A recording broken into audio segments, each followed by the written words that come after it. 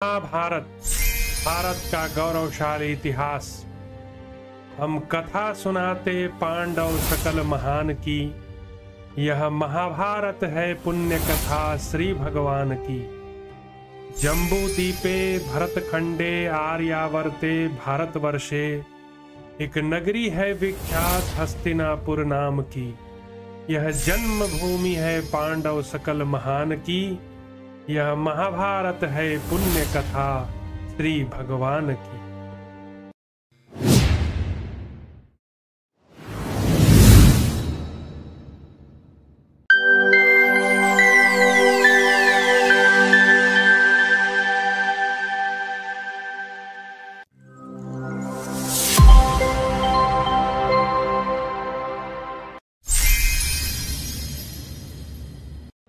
श्री रुक्मिणी कृष्णचंद्राभ्याम नमः।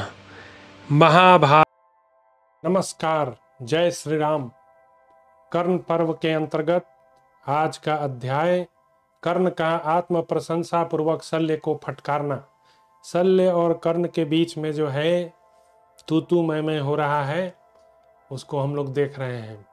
संजय कहते हैं, महाराज, तदनंतर शत्रुओं का दमन करने वाले राधापुत्र कर्ण ने शल्य को रोककर पुनः इस प्रकार कहा, शल्य, तुमने दृष्टांत के लिए मेरे प्रति जो वाग्जाल फैलाया है उसके उत्तर में निवेदन है कि तुम युद्ध स्थल में मुझे अपनी बातों से नहीं डरा सकते। यदि इंद्र सहित संपूर्ण देवता मुझसे युद्ध करने लगे तो भी मुझे उनमें से कोई भय नहीं है। फिर श्री कृष्ण सहित अर्जुन से क्या भय हो सकता है। मुझे केवल बातों से किसी प्रकार भी डराया नहीं जा सकता। जिसे तुम रणभूमि में डरा सको ऐसे किसी दूसरे ही पुरुष का पता लगा लो। तुमने मेरे प्रति जो कटु वचन कहा है इतना ही नीच पुरुष का बल है। दुर्बुद्धे, तुम मेरे गुणों का वर्णन करने में असमर्थ होकर बहुत सी उटपटांग बात बकते जा रहे हो। भद्र निवासी शल्य, कर्ण इस संसार में भयभीत होने के लिए नहीं पैदा हुआ है। मैं तो पराक्रम प्रकट करने और अपने यश को फैलाने के लिए उत्पन्न हुआ हूँ। शल्य, एक तो तुम सारथी बनकर मेरे सखा हो गए हो, दूसरे सौहार्दवश मैंने तुम्हें क्षमा कर दिया, और तीसरे मित्र दुर्योधन की अभीष्ट सिद्धि का मेरे मन में विचार है।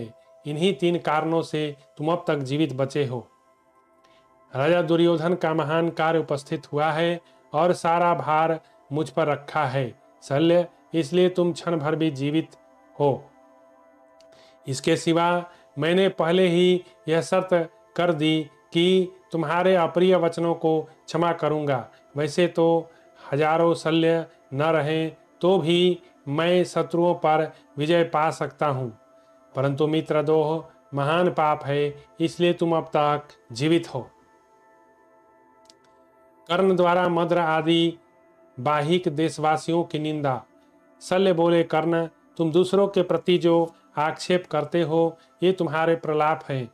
तुम जैसे हजारों कर्ण न रहें तो भी युद्ध स्थल में शत्रुओं पर विजय पाई जा सकती है। संजय कहते हैं, राजन, ऐसा कठोर बात बोलते हुए मद्राज शल्य से कर्ण ने पुनः दूनी कठोरता के लिए अप्रिय वचन कहना आरंभ किया। कर्ण बोला, मद्र नरेश, तुम एकाग्रचित होकर मेरी बात सुनो। राजा धृतराष्ट्र के समीप कही हुई इन बातों को मैंने सुना था। एक दिन महाराज धृतराष्ट्र के घर में बहुत से ब्राह्मण आकर नाना प्रकार के विचित्र देशों तथा पूर्ववर्ती भूपालों के वृत्तांत सुना रहे थे। वहीं किसी वृद्ध एवं श्रेष्ठ ब्राह्मण ने बाहिक और मद्र देश की निंदा करते हुए वहां की घटना हमें बताई। जो प्रदेश हिमालय, गंगा, सरस्वती, यमुना, कुरुक्षेत्र की सीमा से बाहर है तथा जो सतलज, व्यास, रावी, चिनाब, झेलम इन 5 एवं 6 सिंधु नदी के बीच में स्थित है, उन्हें बाहिक कहते हैं। वे धर्म बाह्य और अपवित्र हैं, उन्हें त्याग देना चाहिए। गोवर्धन नामक वट वृक्ष और सुभद्र नामक चबूतरा, ये दोनों वहाँ के राजभवन के द्वार पर स्थित हैं, जिन्हें मैं बचपन से ही भूल नहीं पाता हूँ। मैं अत्यंत गुप्त कार्यवश कुछ दिनों तक बाहिक देश में रहा। इससे वहाँ के निवासियों के संपर्क में आकर मैंने अनेक आचार व्यवहार की बहुत सी बातें जान ली। वहाँ साकल नामक एक नगर और आपगा नामक नदी है, जहाँ जारतिक नाम वाले बाहिक निवास करते हैं। उनका चरित्र अत्यंत निंदित है। वे भुने हुए जौ और लहसुन के साथ गोमांस खाते हैं और गुड़ से बनी हुई मदिरा पीकर मतवाले बने रहते हैं। पुआ मांस और वाटी खाने वाले बाहिक देश के लोग सील और आचार से शून्य हैं। वहाँ की स्त्रियां बाहर दिखाई देने वाली माला और अंगराग धारण करके मतवाली तथा नंगी होकर नगर एवं घरों की चहारदीवारियों के पास गाती और नाचती हैं। वे गधों के रेकने और ऊँटों के बलबलाने की सी आवाज़ में मतवालेपन में ही भांत भांत के गीत गाती हैं और मैथुन काल में भी पर्दे के भीतर नहीं रहती। वे सब की सब स्वेच्छाधारिणी होती हैं। मद से उन्मत्त वो किसी की मारी हुई हे पति मर्दिते इत्यादि कहकर पुकारती और नृत्य करती हैं। पर्वों त्योहारों के अवसर पर तो उन संस्कारहीन रमणियों के संयम का बांध ही टूट जाता है। उन्हीं बाहिक देशी मदमत्त एवं दुष्ट स्त्रियों का कोई संबंध वहां से आकर कुरुजांगल प्रदेश में निवास करता था। वह अत्यंत खिन्नचित होकर इस प्रकार गुनगुनाया करता था। निश्चय ही वह लंबी गोरी महीन कंबल की साड़ी पहनने वाली मेरी प्रेयसी कुरुजांगल प्रदेश में निवास करने वाले मुझ बाहिक को निरंतर याद करती हुई सोती होगी।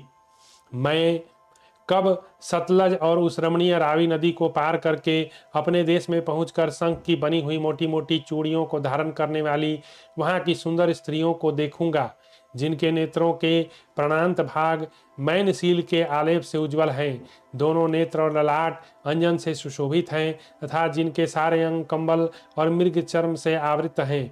वे गोरे रंग वाली प्रिय दर्शना परम सुंदरियां रमणियां मृदंग ढोल शंख और मर्दल आदि वाद्यों की ध्वनि के साथ साथ कब नृत्य करती दिखाई देंगी। कब हम लोग मदोन्मत हो गधे ऊंट और खच्चरों की सवारी द्वारा सुखद मांगों वाले समी पीलू और करीलों के जंगलों में सुख से यात्रा करेंगे। मार्ग के तक्र के साथ पुए और सत्तू के पिंड बनाकर अत्यंत प्रबल हो कब चलते हुए बहुत से राहगीरों को उनके कपड़े छीनकर हम अच्छी तरह पीटेंगे। संस्कार सूर्य दुरात्मा बाहिक ऐसे ही स्वभाव के होते हैं। उनके पास कौन सचेत मनुष्य 2 घड़ी भी निवास करेगा। ब्राह्मण ने निरर्थक आचार विचार वाले बाहिकों को ऐसा ही बताया है, जिनके पुण्य और पाप दोनों का छठा भाग तुम लिया करते हो। शल्य उस श्रेष्ठ ब्राह्मण ने ये बातें बताकर उदंड बाहलिक को विषयों में पुनः जो कुछ कहा था वह भी बताता हूँ, सुनो। उस देश में एक राक्षसी रहती है जो सदा कृष्ण पक्ष की चतुर्दशी तिथि को समृद्धशाली साकल नगर में रात के समय दुंदुभी बजाकर इस प्रकार गाती है। मैं वस्त्राभूषणों से विभूषित हो, गोमांस खाकर गुड़ की बनी हुई मदिरा पीकर तृप्त हो, अंजलि भर प्याज के साथ बहुत सी भेड़ों को खाती हुई गोरे रंग की लंबी युवतियों के साथ मिलकर इस साकल नगर में पुनः कब इस तरह की बाहिक संबंधी गाथाओं का गान करूंगी। जो सुअर मुर्गा गाय गधा ऊंट और भेड़ के मांस नहीं खाते उनका जन्म तो व्यर्थ ही है। जो साकल निवासी अबाला वृद्ध नर नारी मदिरा से उन्मत्त होकर चिल्ला चिल्लाकर ऐसी गाथाएं करते हैं, उनसे धर्म कैसे रह सकता है। शल्य इस बात को अच्छी तरह समझ लो। हर्ष का विषय है कि इसके संबंध में तुम्हें कुछ और बातें बता रहा हूँ, जिन्हें दूसरे ब्राह्मण ने कौरव सभा में कहा था। जहाँ शतद्रु सतलज विपाशा तीसरी इरावती चंद्रभगा और बिस्ता ये 5 नदियाँ छठी सिंधु के साथ बहती हैं। वहाँ पीलू नामक वृक्षों के कई जंगल हैं। वे हिमालय की सीमा से बाहर के प्रदेश आरट्ट नाम से विख्यात है। वहाँ का धर्म कर्म नष्ट हो गया है। उन देशों में भी कभी न जाएं। जिनके धर्म कर्म नष्ट हो गए वे संस्कार ही जारज बाहलिक यज्ञ कर्म से रहित होते हैं।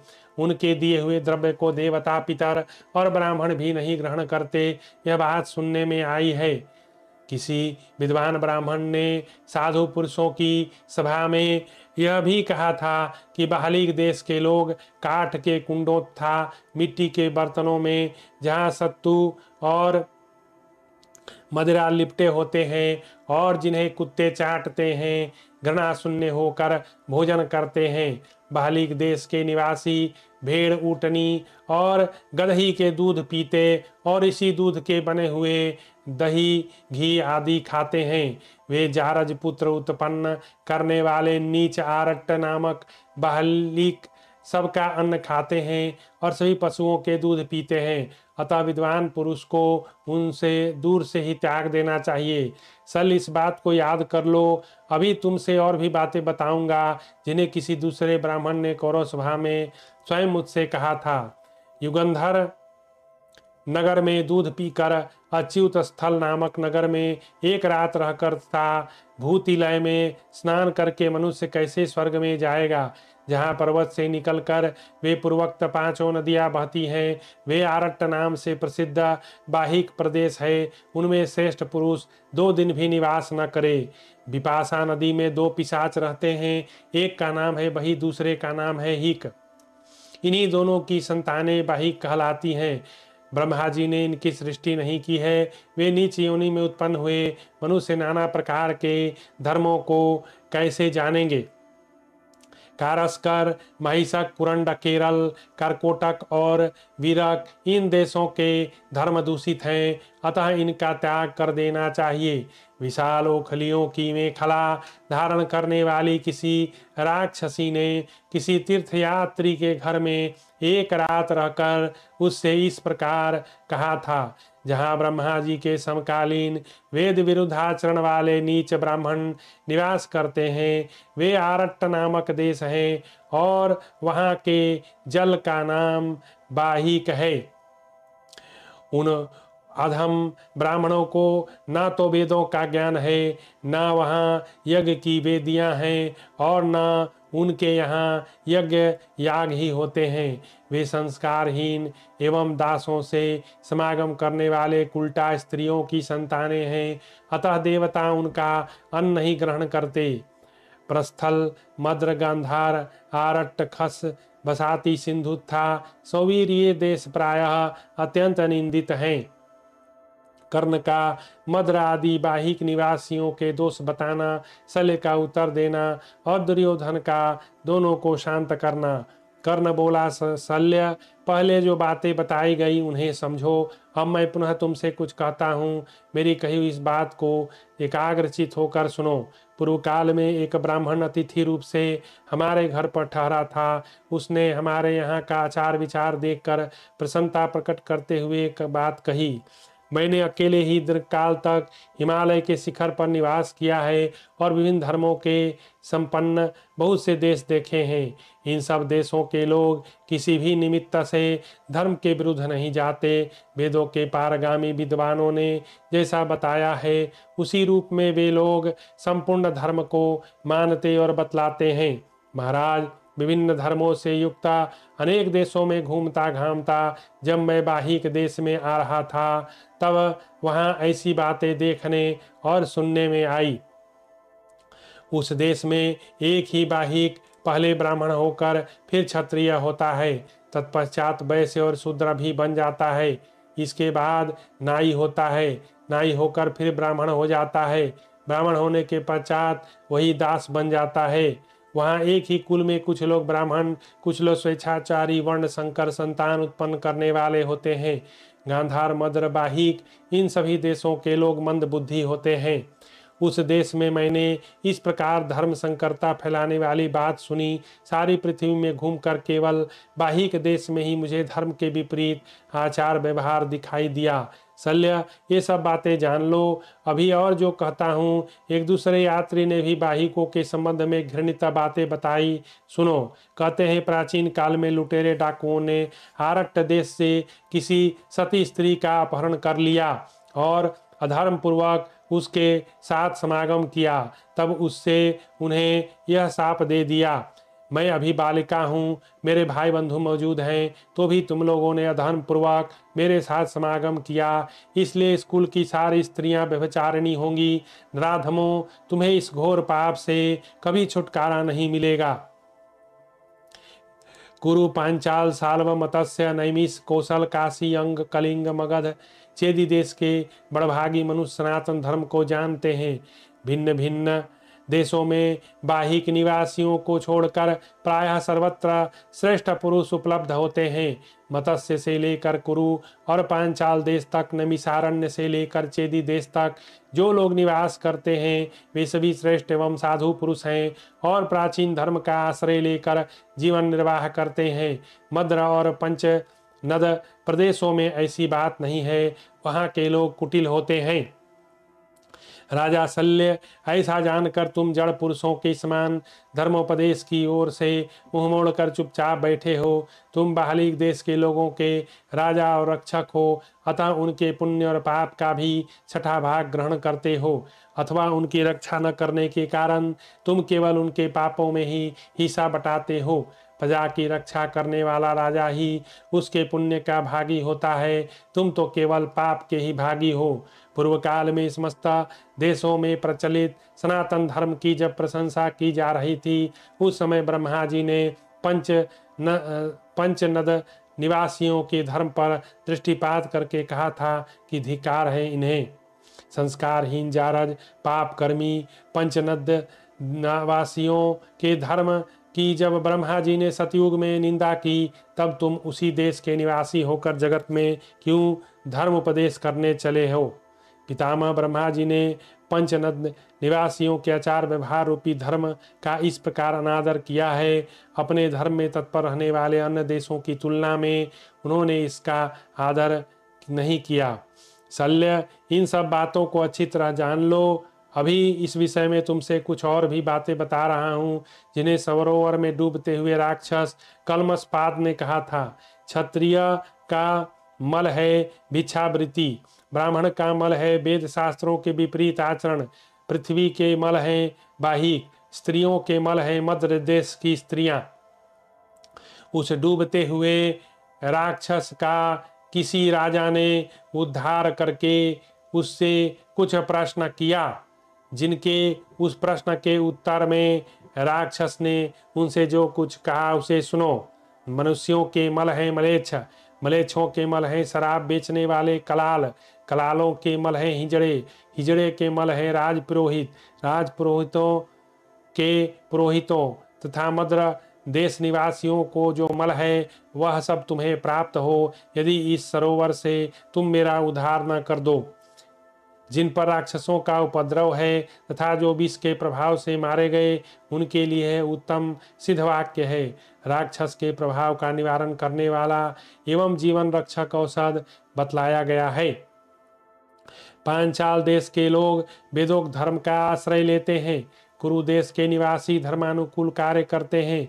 मत्स्य देश के लोग सत्य बोलते हैं। सूरसेन निवासी यज्ञ करते हैं। पूर्व देश के लोग दास कर्म करते हैं।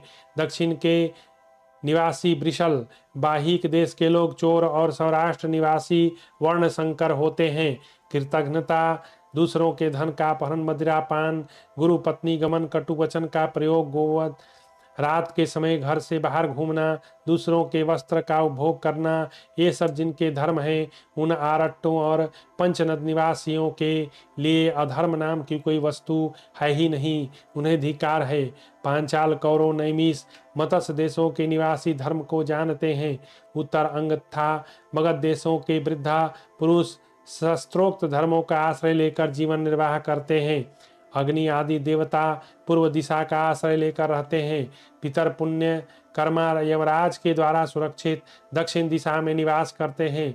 बलवान वरुण देवताओं का पालन करते हुए पश्चिम दिशा की रक्षा में तत्पर और भगवान सोम ब्राह्मणों के साथ उत्तर दिशा की रक्षा करते हैं। महाराज, राक्षस, पिशाच और गुह्यक ये गिरिराज, हिमालय तथा गंधमादन पर्वत की रक्षा करते हैं और अविनाशी एवं सर्वव्यापी भगवान जनार्दन समस्त प्राणियों का पालन करते हैं। परंतु बाहिक देश पर किसी भी देवता का विशेष अनुग्रह नहीं। मगध देश के लोग इशारों से ही सब बात समझ लेते हैं। कौशल निवासी नेत्रों की भावभंगी से मन का भाव जान लेते हैं। कुरु तथा पांचाल देश के लोग आधी रात कहने पर ही पूरी बात समझ लेते हैं। साल देश के निवासी पूरी बात कह देने पर उन्हें समझ पाते हैं, परंतु शिवी देश के लोगों की भांति पर्वतीय प्रांतों के निवासी इन सब से विलक्षण होते हैं। वे पूरी बात कहने पर भी नहीं समझ पाते। राजन, यद्यपि यवन जातीय मलेच्छ सभी उपायों से बात समझ लेने वाले विशेषतः सूर होते हैं, तथापि अपने द्वारा कल्पित संज्ञाओं पर ही अधिक आग्रह करते हैं, वैदिक धर्म को नहीं मानते। अन्य देशों के लोग बिना कहे हुए कोई बात नहीं समझते, परंतु बाहिक देश के लोग सब काम उल्टे करते हैं। उनकी समझ उल्टी है। और मध्य देश के कुछ निवासी तो ऐसे हैं जो कि कुछ भी नहीं समझ पाते हैं। शल्य, ऐसे ही तुम हो। अब मेरी बात का जवाब नहीं दोगे। मध्य देश के निवासी को पृथ्वी के संपूर्ण देशों का मल बताया गया है। मदिरापान, गुरु की सैया का उपभोग, भ्रूण हत्या, दूसरों के धन का अपहरण, ये जिनके लिए धर्म है उनके लिए अधर्म नाम की कोई वस्तु है ही नहीं। ऐसे आरट और पंच नद देश के निवासी को धिक्कार है। यह जानकर तुम चुपचाप बैठे रहो, फिर कोई प्रतिकूल बात मुंह से ना निकालो, अन्यथा पहले तुम्ही को मार कर पीछे श्री कृष्ण अर्जुन का वध करूंगा। सले बोले, कर्ण, तुम जहाँ के राजा बनाए गए हो उस अंग देश में क्या होता है? अपने सगे संबंधी सब रोग से पीड़ित हो जाते हैं और उनका परित्याग कर दिया जाता है। अपनी ही स्त्री और बच्चों को वहाँ के लोग सरे बाजार में बेचते हैं। उस दिन रथी और अतिरथियों की गणना करते समय भीष्म जी ने तुमसे जो कुछ कहा था उसके अनुसार अपने उन दोषों पर जानकर क्रोध रहित होकर शांत हो जाओ। कर्ण, सर्वत्र ब्राह्मण है, सब जगह क्षत्रिय वैश्य शूद्र हैं तथा सभी देशों में उत्तम व्रत का पालन करने वाले साध्वी स्त्रियां होती हैं। सभी देश के पुरुष दूसरे पुरुषों के साथ बात करते समय उपहास के द्वारा एक दूसरे को चोट पहुंचाते हैं और स्त्रियों के साथ रमण करते हैं। दूसरे दोष बताने वाले सभी लोग सदा ही निपुण होते हैं, परंतु अपने दोषों का उन्हें पता ही नहीं रहता अथवा जानकर भी अनजान बने हैं। सभी देश में अपने अपने धर्म का पालन करने वाले राजा होते हैं जो दुष्टों का दमन करते हैं तथा सर्वत्र ही धर्मात्मा मनुष्य निवास करते हैं। कर्ण, एक देश में रहने वाले सब लोग पाप का ही सेवन नहीं करते। उसी देश में मनुष्य अपने श्रेष्ठशील स्वभाव के कारण ऐसे महापुरुष हो जाते हैं जो देवता भी उनकी बराबरी नहीं कर पाते। संजय कहते हैं, राजन, तब राजा दुर्योधन ने कर्ण तथा शल्य दोनों को रोक दिया। उसने कर्ण को तो मित्र भाव से समझाकर मना किया, शल्य को हाथ जोड़कर रोका। मान्यवर दुर्योधन के मना करने पर कर्ण ने कोई उत्तर नहीं दिया। शल्य ने भी शत्रुओं की ओर मुंह फेर लिया। तब राधा पुत्र कर्ण ने हंसकर शल्य को रथ बढ़ाने की आज्ञा दी और देते हुए कहा, चलो चलो। अगला अध्याय, कौरव सेना की व्यूह रचना। युधिष्ठिर के आदेश से अर्जुन का आक्रमण, शल्य के द्वारा पांडव सेना के प्रमुख वीरों का वर्णन, अर्जुन की प्रशंसा। संजय कहते हैं, भरतश्रेष्ठ, तदनंतर यह देखकर कुंती कुमारों की सेना का अनुपम व्यूह बनाया गया है जो शत्रु दल के आक्रमण को सह सकने में समर्थ धृष्टद्युम्न द्वारा सुरक्षित है। शत्रुओं को संताप देने वाले युद्ध कुशल कर्ण, रथ की घरघराहट, सिंह की गर्जना, वाद्यों की गंभीर ध्वनि से पृथ्वी को कपाता, स्वयं भी क्रोध से कांपता हुआ आगे बढ़ा।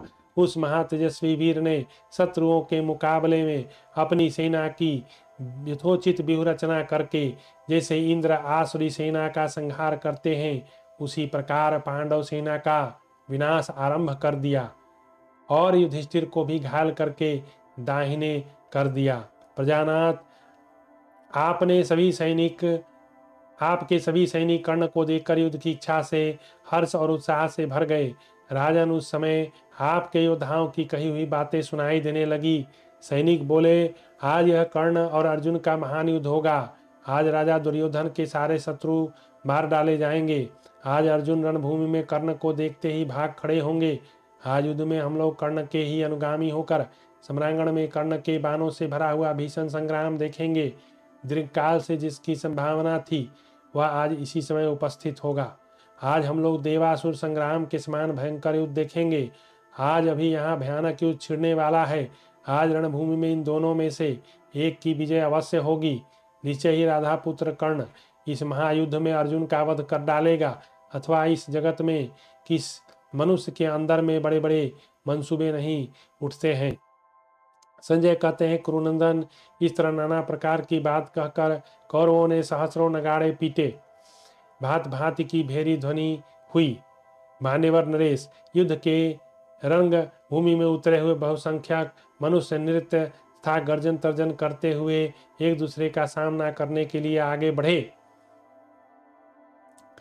धृतराष्ट्र ने पूछा, संजय, राधा पुत्र कर्ण ने देवताओं के लिए भी अजय तथा भीमसेन द्वारा सुरक्षित धृष्टद्युम्न आदि संपूर्ण महाधनुधर पांडव वीरों के जवाब में किस प्रकार व्यूह का निर्माण किया? संजय, मेरी सेना के दोनों पक्षों और प्रपक्ष के रूप में कौन से वीर थे? वे किस प्रकार यथोचित रूप से योद्धाओं का विभाजन करके खड़े थे? पांडवों ने भी मेरे पुत्रों के मुकाबले कैसे व्यूह का निर्माण किया? जिन्होंने पूर्व काल में ही खांडव वन में समस्त प्राणियों को परास्त कर दिया, उन अर्जुन के समीप रहते हुए युधिष्ठिर पर कौन आक्रमण कर सकता है? राधा पुत्र कर्ण के सिवा दूसरा कौन है जो जीवित रहने की इच्छा रखते हुए भी अर्जुन के सामने युद्ध कर सके? संजय ने कहा, राजन व्यूह की रचना किस प्रकार हुई? अर्जुन कैसे और कहाँ चले गए और अपने अपने राजाओं को सब ओर से घेर कर दोनों दलों के योद्धाओं ने किस प्रकार संग्राम किया, यह सब बताता हूँ। धरेश्वर, शरद्वान के पुत्र कृपाचार्य, वेगशाली मागधवीर, सातवत वंशी कृतवर्मा ये व्यूह के दाहिने पक्ष का आश्रय लेकर खड़े थे। महारथी शकुनी उलूक चमचमाते हुए प्रासों से सुशोभित घुड़सवारों के साथ उनके प्रपक्ष में स्थित हो आपके व्यूह की रक्षा कर रहे थे। उनके साथ कभी घबराहट में न पड़ने वाले गांधार देशीय सैनिक दुर्जय पर्वतीय वीर थे। पिशाचों के समान उन योद्धाओं की ओर देखना कठिन हो रहा था और वे टिड्डी दलों के समान यूथ बनाकर चलते थे। श्री कृष्ण अर्जुन को मार डालने की इच्छा वाले युद्ध निपुण सत्संग तक योद्धा, युद्ध से कभी पीछे न हटने वाले रथी वीर थे। उनकी संख्या 34,000 थी। वे आपके पुत्रों के साथ रहकर व्यूह के साथ पार्श्व की रक्षा करते थे। सूर्य और अग्नि के समान तेजस्वी शस्त्रधारियों में श्रेष्ठ महाबाहु कर्ण रोष जोश में भरकर सेनापतियों की रक्षा में तत्पर आपके पुत्रों के साथ प्रमुख भाग में स्थित हो कौरव सेना के साथ खींचता हुआ बड़ी शोभा पा रहा था। वह शत्रुओं के सामने डटा था। महाराज, विचित्र अस्त्र और कवच धारण करने वाले सहोदर भाइयों तथा एक साथ आए हुए मद्र और कैकय देश के महापराक्रमी योद्धाओं द्वारा सुरक्षित साक्षात राजा दुर्योधन दुशासन के पीछे चल रहा था। महाराज, उस समय देवताओं से घिरे हुए देवराज इंद्र के समान उसकी शोभा थी। वे हाथी ध्वजों, बैजंती पताकाओं, प्रकाशमान अस्त्रों तथा सवारों से सुशोभित हो वृक्ष समूहों के युक्त पर्वतों के समान शोभा पा रहे थे। विद्वान सेनापति कर्ण के द्वारा बृहस्पति की बताई हुई रीति के अनुसार भली भांति रचा गया वह महान व्यूह शत्रुओं के मन में भय उत्पन्न कर रहा था। उसके पक्ष और प्रपक्ष से युद्ध के इच्छुक पैदल घुड़सवार रथी गजारोही योद्धा इसी प्रकार निकल पड़े जैसे वर्षा काल में मेघ प्रकट करते हैं। तदंतर सेना के मुहाने पर कर्ण को खड़ा देख राजा युधिष्ठिर ने शत्रुओं का संहार करने वाले अद्वितीय वीर धनंजय से इस प्रकार कहा। युधिष्ठिर बोले, अर्जुन, रणभूमि में कर्ण द्वारा रचित इस व्यूह को देखो। पक्षों प्रपक्षों से युक्त शत्रु की व्यूहबद्ध सेना कैसे प्रकाशित हो रही है। अतः इस विशाल शत्रु सेना को देखकर तुम ऐसी नीति का निर्माण करो जिससे हम परास्त न हो सके। राजा युधिष्ठिर के ऐसा कहने पर अर्जुन हाथ जोड़कर बोले, भारत, आप जैसा कहते हैं वैसा ही होगा, इसमें थोड़ा भी अंतर नहीं। युद्ध शास्त्र में इस व्यूह के विनाश के उपाय बताया गया है, उसी का संपादन करूंगा। प्रधान सेनापति का वध होने पर ही विनाश हो सकता है, अतः मैं वही करूंगा। युधिष्ठिर बोले, अर्जुन, तब तुम ही राधा पुत्र कर्ण के साथ भिड़ जाओ। भीमसेन, दुर्योधन, नकुल, वृषसेन, सहदेव, शकुनी, शतानीक, दुशासन, सातकी, कृतवर्मा से और धृष्टद्युम्न अश्वत्थामा से युद्ध करें। द्रौपदी के 5 पुत्र शिखंडी के साथ धृतराष्ट्र के शेष पुत्र बचे हुए पुत्रों पर धावा करें। इसी प्रकार हमारे विभिन्न सैनिक हम लोगों के उन शत्रुओं का विनाश करें। संजय कहते हैं, धर्मराज के ऐसा कहने पर अर्जुन ने तथास्तु कहकर अपनी सेना को युद्ध के लिए आदेश दिया और वे स्वयं सेना के मुहाने पर पहुंचे।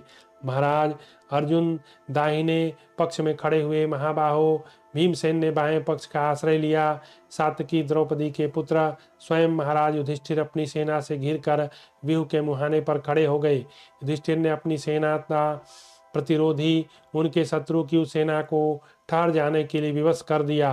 धृष्टद्युम्न था शिखंडी को आगे करके उसके मुकाबले में आपकी सेना का व्यूह बनाया। वेद मंत्रों द्वारा प्रज्वलित सबसे पहले प्रकट हुई संपूर्ण विश्व के नेता अग्निदेव, जो ब्रह्मा जी के मुख से उत्पन्न हुए हैं और इसी कारण देवता उन्हें ब्राह्मण मानते हैं, अर्जुन के दिव्य रथ के अश्व बने हुए थे, जो प्राचीन काल में क्रमशः ब्रह्मा, रुद्र, इंद्र, वरुण की सवारी में आ चुका था। उसी आदि रथ पर बैठकर श्री कृष्ण अर्जुन शत्रुओं की ओर बढ़े। अत्यंत अद्भुत दिखाई देने वाले उस रथ को आते देख शल्य ने रणधुर्मद सूत पुत्र कर्ण से इस प्रकार कहा, कर्ण, तुम जिन्हें बार बार पूछ रहे थे, वही कुंती कुमार अर्जुन शत्रुओं का संहार करते हुए रथ के पास आ पहुँचे हैं। उनके घोड़े श्वेत रंग के हैं, श्री कृष्ण के सारथी हैं और वे कर्मों के फल की भांति तुम्हारी संपूर्ण सेनाओं के लिए दुनिवार्य हैं। उनके रथ का भयंकर शब्द ऐसा सुनाई दे रहा है मानो महान मेघ की गर्जना हो रही है। निश्चय ही वह महात्मा श्री कृष्ण और अर्जुन ही आ रहे हैं। कर्ण, यह ऊपर उठी हुई धूल आकाश को आच्छादित करके स्थित हो रही है और यह पृथ्वी अर्जुन के रथ के पहियों द्वारा संचालित सी होकर कांपने लगी है। तुम्हारी सेना के सब ओर यह प्रचंड वायु बह रही है। ये मांस भक्षी पशु पक्षी बोल रहे हैं और मृगगण भयंकर क्रंदन कर रहे हैं। कर्ण, वह देखो, रोंगटे खड़े कर देने वाला भयानक मेघ सदृश महाघोर कबंधाकार केतु नामक ग्रह सूर्यमंडल को घेर कर खड़ा है। देखो, चारों दिशाओं में नाना प्रकार के पशु समुदाय बलवान एवं स्वाभिमानी सिंह सूर्य की ओर देख रहे हैं। कर्ण, तुम्हारे विशाल रथ में बंधे हुए रंगीन श्रेष्ठ चंवर सहसा प्रज्वलित हो रहे हैं।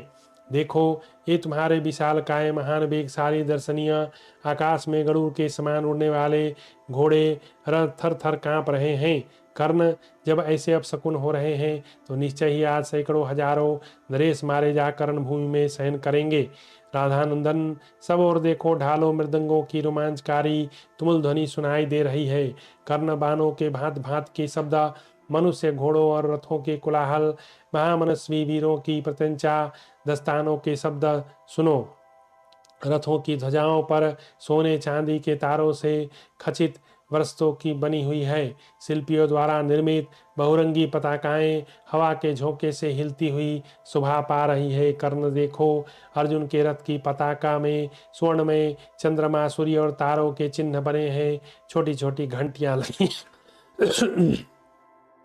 रथ पर फहराती हुई पताकाएं मेघों की घटा में बिजली के समान प्रकाशित हैं। कर्ण, देवताओं के विमान जैसे रथ पर ये ध्वज हवा के झोंके खाकर कड़कड़ शब्द कर रहे हैं।